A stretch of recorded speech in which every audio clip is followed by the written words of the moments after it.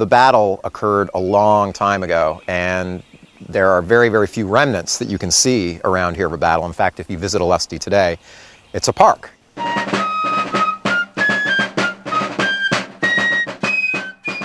Every year, tens of thousands of Americans take part in some sort of Civil War reenactment.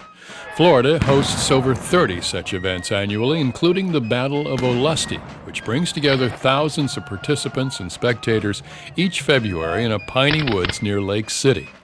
Besides staging mock battles, reenactors spend the weekend camping, socializing, and dressing up in varying degrees of authenticity.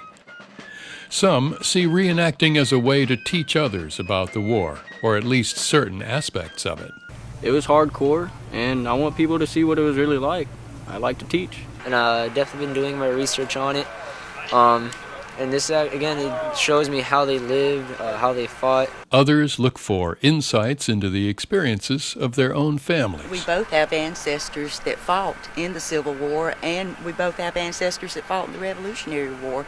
Really? So we just feel like we're honoring their memory and the history of our family, the history of the nation. Civil War reenacting got me interested in my ancestors and how they fought. And I come to find out that I was with an artillery unit in the past, and it was Marion Light Artillery, and I found out that my great-great-grandfather served with Marion Light Artillery out of Ocala in 1861.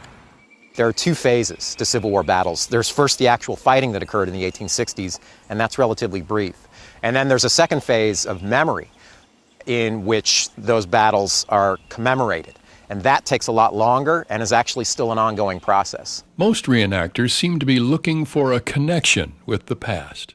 On the battleground itself, it takes all that off the pages of a history book, and you actually see the people, and it makes you realize that it wasn't just history.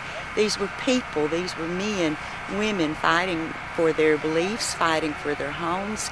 It just brings it to you in a profound way when you're out here and you realize you are on hallowed ground. So another important thing about memory is the idea that it allows non-combatants the ability to connect with what happened here at Olustee. Some of that is through reenactment, some of that is through visitors, but what's important about memory is the way in which people from all walks of life come to Olustee and feel that connection. Many monuments around Florida honor Confederate dead. Most were erected in the late 1800s and early 1900s by the United Daughters of the Confederacy.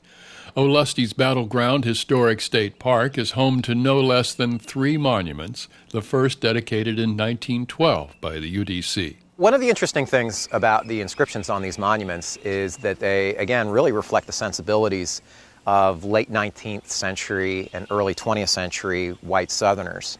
So, for example, what you'll often see are things about the defense of the home and hearth and the fact that their lives were not sacrificed in vain. Those are two really important themes for what we call the lost cause mythology, the idea that the South was fighting this battle to preserve a way of life that was threatened by the Union and that they were in fact being invaded by Union forces. Of course, African Americans would remember this in very different ways, really as a more kind of revolutionary struggle than an invasion.